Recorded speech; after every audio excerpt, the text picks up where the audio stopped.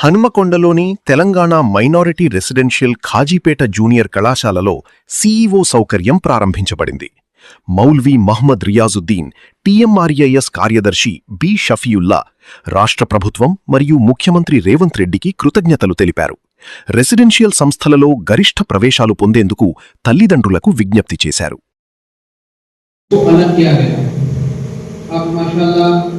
मैं सबसे पहले शुक्रिया अदा करता हूँ हमारे इस टेमरिस के पूरे रियासत के स्कूल कॉलेजेस के जो सेक्रेटरी साहब है शफीउल्लाह साहब का मैं उनका तहे दिल से शुक्रिया करता हूँ.